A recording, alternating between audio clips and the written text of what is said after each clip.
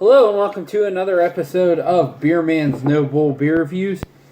Today I have a beer from Jolly Pumpkin Brewing out of Dexter, Michigan. I don't believe I've done a review for them yet, so I'm pretty excited for this guy.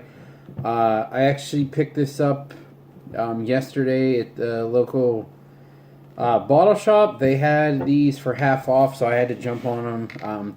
This is one of, if not the original classic American wild ale, but closer to traditional Belgian lambic brewers in the United States.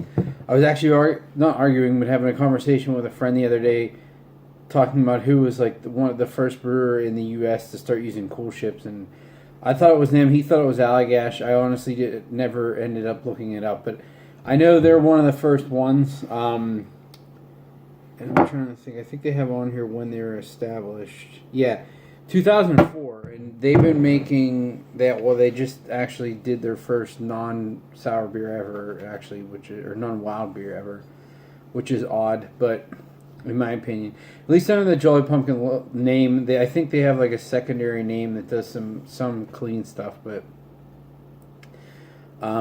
2004 is, that's 14 years ago now, and they've been making great wild ales that whole time, way before so many other breweries were doing it. This beer is called Bier. Just says Farmhouse Ale on the bottom. It is 4.5%, and then description says golden, naturally cloudy, bottle conditioned, dry hop for perfectly refreshing balance of spicy malts, hops, and yeast. So yeah, and I have had this before, but it has been a really, really, really long time. So I was pretty excited to find this for half off. Gave me a reason to revisit it. So I'm gonna crack it open and see what we got.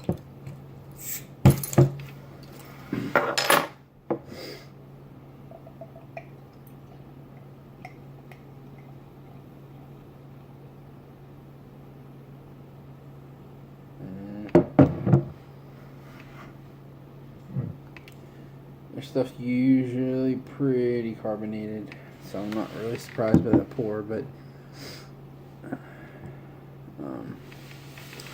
anyways, as you can see, they were right about the description. It is cloudy. I don't know if I would say it's golden. Maybe because it's cloudy, it looks darker, but I would say it's closer to like an orange color, a little darker than a golden color, like a rust.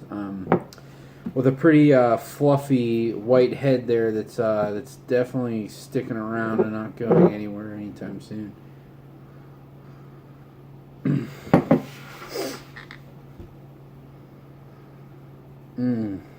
So the aroma is a lot of Brett C. At least I think it's Brett C. Or a good mix, because I am getting there is a little bit of like a pineapple and like cherry pie aroma, but there's also like the more like musty, more what I would consider traditional Brett nose in it as well. It has a little bit of that like general damp basement aroma.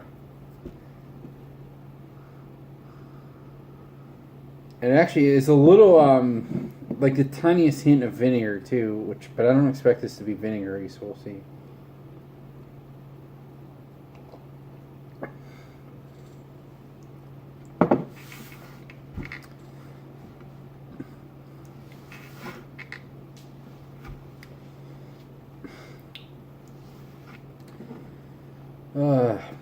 Sorry.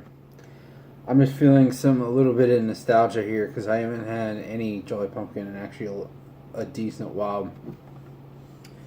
But I forgot how good and simple and clean their stuff is. I guess clean isn't the right word. Clean in a sense that it's not like sour in a bad, uncontrolled way. But it's definitely not clean in their stuff is definitely funky, so it's not clean in that sense.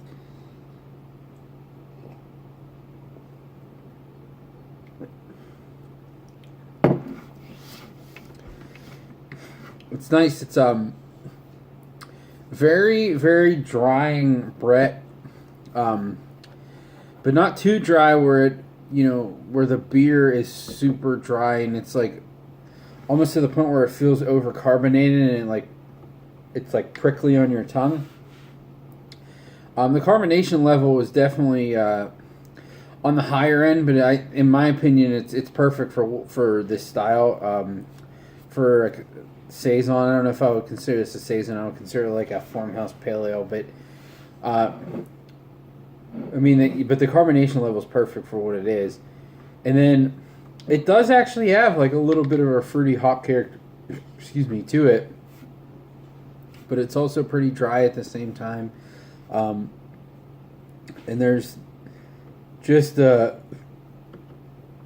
very nice underlying acidity to keep it like not from being too dry, to keep it really really refreshing. I would not call it sour by any means, but it has a little underlying acidity to keep it like really balanced, which is awesome.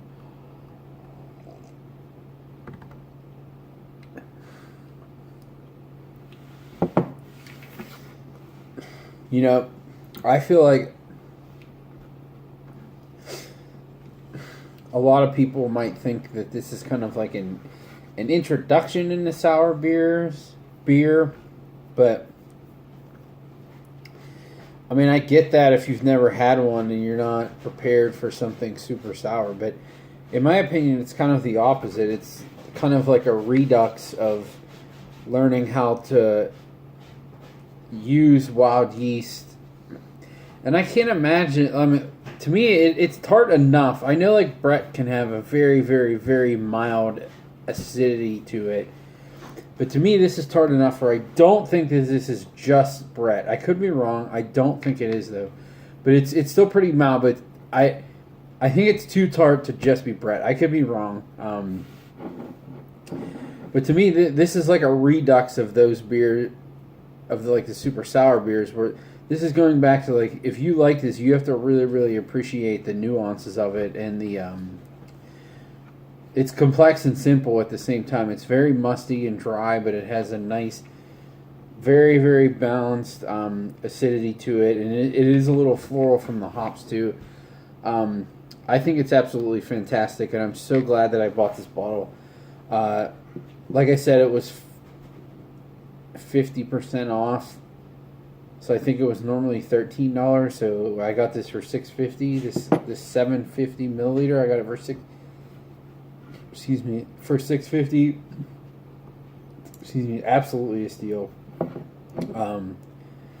I'm probably going to go back there tomorrow or maybe Sunday when I drive past it. They only had a couple on the shelf, so it's probably like the last couple they had, trying to get rid of it. But I don't think anyone seems to care about Jolly Pumpkin anymore, so I'm guessing they probably have a couple left. I'm going to grab them. This is awesome.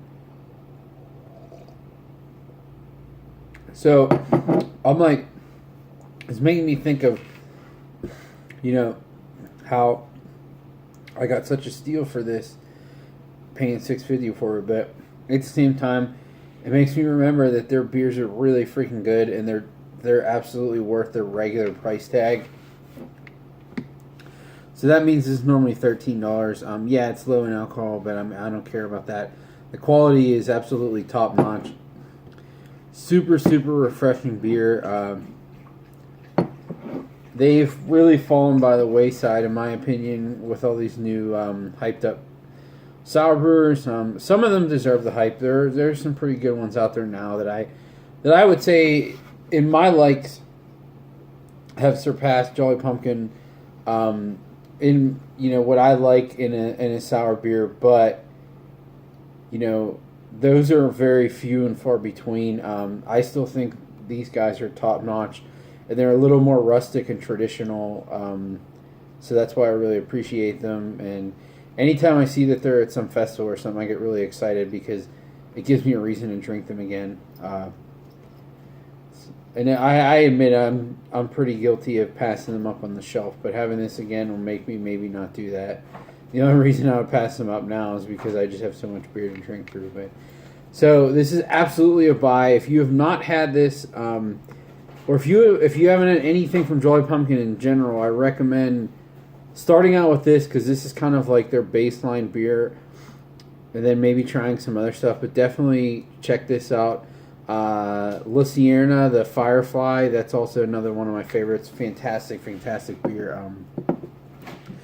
But check them out. I know a lot of people don't really care or even know about Jolly Pumpkin anymore, but they are still making some amazing beer. So, yeah, that's all I got in this guy. Please like, comment, subscribe. Let me know what you think, and I look forward to doing the next one. Thanks.